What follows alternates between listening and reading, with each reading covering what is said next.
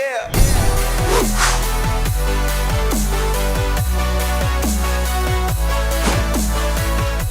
Welcome back to the Gridiron Expert. We are down to the final four in the FCS Playoffs. The final four, guys. The spring FCS season has gone by so fast, and we now have the FCS semifinals coming your way on Saturday. So today we are here to break down the first of the two semifinal matchups on Saturday afternoon. We've got a very intriguing matchup, guys, between Delaware and South Dakota State. And I say very intriguing because I don't know if many people envision this matchup in the semifinals. I think a lot of people saw the Jackrabbits maybe getting to this point. South Dakota State is the number one seed in the FCS playoffs. But the Fightin' Blue Hens of Delaware, even though they are 7-0, I don't know if many people thought they would get all the way to the semifinals. Yet here we are, a spot in the national championship on the line. So we're here to break down everything you need to know about this game. First off, how Delaware and South Dakota State got to this point. We're going to break down their offense, we're going to break down their defense, and who we have going to the national championship at the end of it all. So stick around, you do not want to miss that. Let's take a look at Delaware first. Let's take a look at Delaware and the Fightin' Blue Hens, how they got here. They've been very dominant all year long. They are undefeated. South Dakota State is not. But there is something to be said for strength of schedule, quality of wins, things like that. But the Fightin' Blue Hens have won 5 of their 7 games by more than one possession. So it wasn't like they're barely scraping by. The Blue Hens are winning, and they're winning in convincing fashion. Last week in the quarterfinals, they pulled off a big upset against Jacksonville State. They took down a dominant Gamecock squad, one that was so electric on offense, held them to just 200 yards, just 93 passing yards last week. Unreal defensive performance from the Blue Hens. I think a lot of people were picking Jacksonville State to win that game. The Blue Hens went on the road and shocked everybody, 20-14. South Dakota State, again, they're the number one seed, and they're the number one seed for a reason. Many would say, well, maybe not after what we saw last week. I would disagree. They survived Southern Illinois' upset bid. The Salukis nearly went on the road and pulled off the upset, but South Dakota State scored 21 unanswered points in the second half, won the game 31-26 after trailing by 10 at halftime. This team is legit, guys. And what that showed me is, yes, while they had a very rough first half, while they were down 10, while it looked like they may lose at home in the quarterfinals, this team knows how to make adjustments. They know how to make the corrections, and there's no quit in this Jackrabbit squad. We saw that last Sunday. You might see it again on Saturday. So let's take a look at the offenses first. And we'll start with Delaware. They are the road team. They're coming off a major road victory from last week. The question is, can they do it again? When we look at their offense, the first thing you know from the Blue Hens is that they're very, very balanced. And they're very methodical with the football, guys. Delaware is not a team that really relies on the home run ball. They're not going to really kill you with their speed, their explosiveness, the big-time plays. They're balanced, and they like to take it slow. And we noticed that based on how well they dominate the time of possession. They've won the time of possession in 5 of the 7 games they've played. Remember, in 5 of the 7 games they've played, they've also won by at least or more than one possession. And when we talk about winning the time of possession, we're not saying, 31-29, 35-25. We're talking they're holding the ball for 38 minutes. There was one game they held the ball for 41 minutes. I mean, they are dominating time of possession, and that's going to be so big in a game again against the number 1 overall seed at their house. So they're not very electric on offense, but they get the job done. They're averaging 29 points per game, 199.6 passing yards per game, 164.7 rushing yards per game. I mean, those are all solid numbers across the board. You can't dislike any of that and really be displeased with any of that. When you look at their key players, obviously their quarterback, Nolan Henderson, has been putting up solid numbers. Part of the reason they really dominate the time of possession is because they don't turn the ball over. Henderson has thrown for over 1,300 yards, 10 touchdowns, just 4 interceptions, and they also have a very potent ground game. While the passing numbers are more than the rushing numbers, I would beg to say that DeJuan Lee, their running back, is the leader of this offense. 555 yards, 6 touchdowns on the year. He's averaging 5.1 yards per carry. Again, the passing numbers look greater than the rushing numbers, but the Blue Hens are going to want to run the football. That's why they rack up the time of possession. That's why they don't really give their opponents many opportunities to score, because they're so dominant and powerful and methodical on the ground. When you look at South Dakota State, they too are a run team. So possessions could be limited in this game on Saturday. If both running games are up to par and they are playing extremely well, these teams might not have very many possessions, especially if we're seeing these teams put together 6-7 minute long drives. Whether they result in points or not obviously remains to be seen. But you look at the Jackrabbits, we know their strength is the run. They're averaging 226.4 rushing yards per game. We have been saying that was going to be their strength back in January and February. It has, of course, proven to be true over the course of this entire spring season.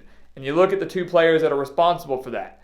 Isaiah Davis, 570 rushing yards, 7 touchdowns on the year. He's averaging 7.8 yards per carry.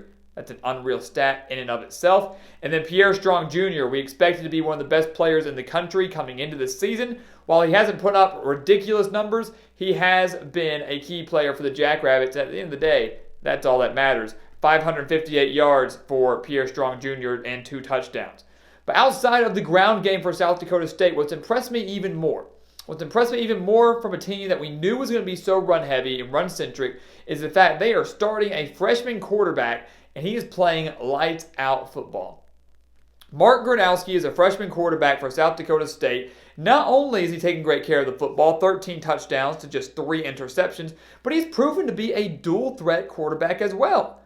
540 rushing yards on the year for Gronowski last week against Southern Illinois in that comeback victory in the quarterfinals. He had 142 rushing yards and 1 rushing touchdown that went for 67 yards. 67-yard rushing touchdown for Gronowski, 540 rushing yards on the year. This guy can do it all. He's just a freshman. So they are 1 win away from making the national championship, and I guarantee you they're going to be in the hunt for years to come as long as Gronowski is under center. Moving on to the defense, Delaware, they have a very tall task. Not only do they have to stop that running game and the dual threat of Isaiah Davis and Pierre Strong Jr., but they've got to find a way to slow down Mark Gronowski as well. The good thing is Delaware has one of the best defenses in the nation. You may not know that. You may have had your focus so much on James Madison and South Dakota State and North Dakota State and guys like that, but Delaware has kind of flown under the radar and has put together an unbelievable season on the defensive side of the ball. They're allowing just 11.7 points per game. They're allowing just 116.1 rushing yards per game. And that, of course, is a number that you need to watch out for. The fact they're allowing 116 rushing yards per game, and that South Dakota State is averaging 226.4 rushing yards per game. So about a 110-yard difference there in terms of what Delaware is allowing and what South Dakota State is averaging. But the one thing you should look at with the Blue Hens here, they've played 7 games. They've held 3 of their opponents to under 100 rushing yards, and only 2 of their opponents have eclipsed 150 rushing yards. So they still have a very, very solid rushing defense, guys. It's not going to be an easy day for the Jackrabbit running backs. It's not going to be easy at all. The question is, can Delaware keep it up against maybe the best rushing attack that they have seen all year?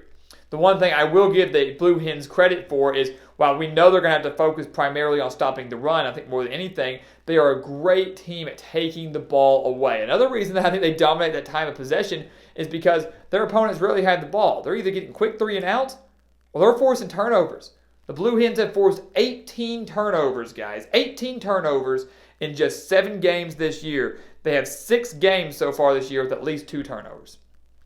6 of their 7 games, they forced at least 2 turnovers. If they can force 2, maybe 3 against South Dakota State on Saturday, Blue Hens have a very, very good chance to win this game on the road for the 2nd week in a row, I should add, especially if they're creating those turnovers and then milking 6 or 7 minutes off the clock and getting points out of it. That's how they're winning these ball games. That's how they're winning them by more than 1 possession. And it's not out of the realm of possibility, and it's not crazy to think that Delaware could do the exact same thing against the number 1 team in the country on Saturday afternoon. It's not crazy to think about. When you look at South Dakota State, their defense is just as good, maybe some would say better, than Delaware's. I would say that statistic-wise, number-wise, obviously Delaware has the advantage. Doesn't mean anything. That's just numbers. It's just paper.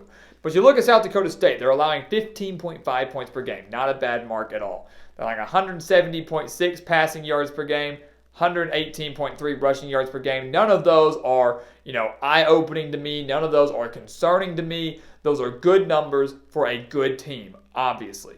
But I would say that the passing defense is where the primary focus needs to be for South Dakota State. Last week against the Salukis of Southern Illinois, they allowed 316 passing yards. And I know that's just one game. But, you know that's going to be a primary focus for the Jackrabbits coming into this game. It's like, hey, Delaware with Nolan Henderson, he doesn't turn the ball over that much. He's been a very solid quarterback for them all year long. We can't afford to get torched for 300-something yards again at our own house. If so, the Blue Hens very well can win this game. They've got to crack down the secondary. I think they're going to do just that. It should also be noted that prior to the Southern Illinois game, South Dakota State allowed over 200 passing yards just twice over the course of the season. So it's not like I'm not saying their secondary has been bad at all. I'm just saying compared to last week, they need to tweak some things a little bit to be better so it doesn't happen again on Saturday. It should also be noted that, like Delaware, South Dakota State does a fantastic job of taking the ball away. The Jackrabbits have forced 16 turnovers so far this year. They have at least one forced turnover in 7 straight games. So both of these teams know how to take the ball away from their opponents. That's why they're winning the time of possession. That's why they're winning games in dominating fashion. The question is, who's going to come up with the most turnovers on Saturday? This is one of those games where it sounds cliche, but whoever wins the turnover battle very well could win the game and advance to the national championship. 34 combined turnovers forced between these two schools. That's unreal, especially in a shortened season. So who do we have winning this game, guys? That's we always end with that. Who's going to win this semifinal matchup on Saturday afternoon and punch their ticket to the national championship on May 16th? That is the million-dollar question. Now, I want to start with Delaware here. Delaware, we talked about it earlier, did an amazing job last week going on the road, upsetting Jacksonville State, a fly-high offense at their own house. Not many teams could do that to the Gamecocks. Can Delaware do it again? Can Delaware go on the road to take on another very efficient offense, the number 1 team in the land? Can they go on the road, pull off another upset win, this time now sending them to the national championship? Can they do it? And we are saying no. We are saying that we do not believe that the fighting Blue Hens of Delaware, who have been an unbelievable story this year, who are undefeated this year, we do not believe they're going to go on the road and take down the Jackrabbits. And here's why. Because even if their defense goes in there and shuts down the Jackrabbits' running game, even if they shut down that running game, I can guarantee you that Mark Gronowski is going to pick up that slack. He is a guy that, again, maybe he's just a freshman, but he's getting better and better with every single week, with every single game. He does not look like a freshman out there. So if they take away the run game, the passing game is right there to pick up that slack as long as Gronowski is under center. You want to do it the other way around? You want to shut down Gronowski? Well, they've got that running game that's averaging over 220 rushing yards per game to pick up that slack. I look at South Dakota State. I think their offense is too efficient, more so and more efficient than Delaware's. They're at home. They are 1 win away from advancing to the national championship, which is a rarity when you consider they are, below, literally and figuratively have been below North Dakota State for so long now, where their rivals in the Bison are out. They're out of the FCS playoffs. Now is their opportunity to get in there and win a national title that has eluded them for so long, and they're not going to miss out on that opportunity, at least the opportunity to play for one next week. So they're going to go home. They're going to take down Delaware in what should be a thriller on Saturday afternoon, the first of the 2 semifinal matchups, and we've got the Jackrabbits winning a close one on Saturday.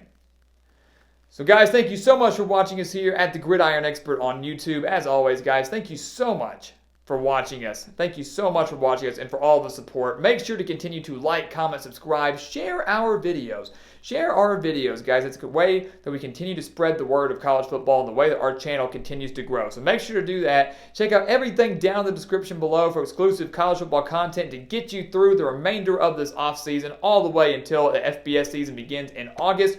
All that stuff down in the description below. I promise you do not want to miss it. And once again, guys, as always, thank you so much for watching. We'll see you next time right here on the Gridiron Expert.